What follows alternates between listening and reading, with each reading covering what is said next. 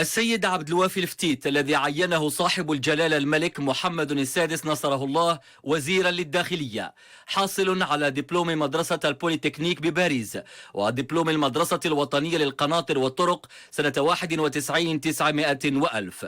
بعد مسار مهني على رأس مديرية الموانئ، عينه جلالة الملك عاملا على إقليم الفحص أنجرة، ثم عاملا على إقليم الناظور. وسنة 2014 عين السيد عبد الوافي الفتيت واليا على جهة الرباط سلازمور زعير وعاملا على عملة الرباط. السيد محمد الحجوي الذي عينه جلالة الملك أمينا عاما للحكومة، أستاذ جامعي في القانون الإداري والدستوري، وأستاذ سابق بالمدرسة الوطنية للإدارة، وأستاذ مشارك في عدد من المعاهد العليا.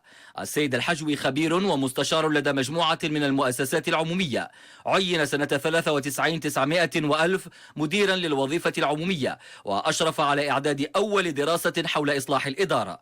ومنذ سنة 2000 يشغل السيد الحجوي كاتبا عاما بالوزارة الأولى. السيد محمد الأعرج الذي عينه صاحب الجلالة الملك محمد السادس نصره الله وزيرا للثقافة والاتصال، أستاذ جامعي حاصل على دكتوراه الدولة في القانون العام. انتخب السيد الأعرج برلمانيا ل3 ولايات، وهو نائب برلماني عن إقليم الحسيمة، فضلا عن كونه عضوا بلجنة العدل والتشريع منذ سنة 2007 وعضوا في الاتحاد البرلماني العربي منذ سنة 2011.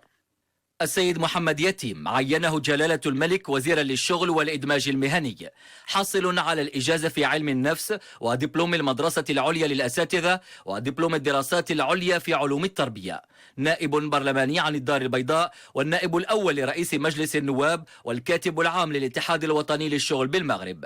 السيد محمد يتيم هو أيضا عضو الأمانة العامة لحزب العدالة والتنمية ورئيس لجنة الخارجية بمجلس النواب. السيد نور الدين بوطيب عينه جلالة الملك وزيرا منتدبا لدى وزير الداخلية، خريج المدرسة المركزية بباريس سنة 79 900 وألف، حاصل على دبلوم الهندسة من المدرسة الوطنية للقناطر والطرق. سنة 2003 عينه جلالة الملك مديرا للشؤون القروية بوزارة الداخلية، وفي مارس 2006 عينه جلالة الملك واليا مديرا عاما للجماعات المحلية بوزارة الداخلية، قبل تعيينه عام 2010 واليا كاتبا عاما بوزارة الداخلية.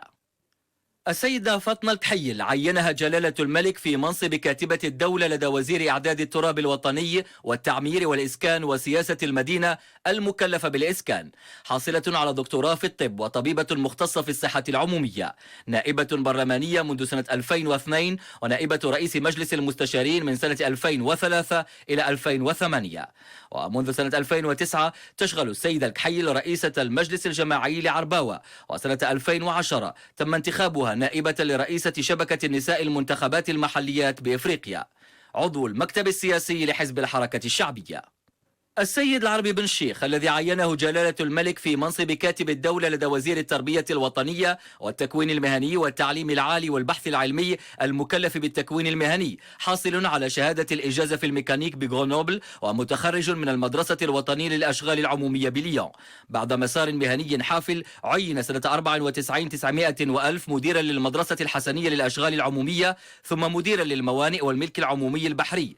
ومنذ 2001 يشغل السيد العربي بن الشيخ منصب مدير عام لمكتب التكوين المهني وإنعاش الشغل.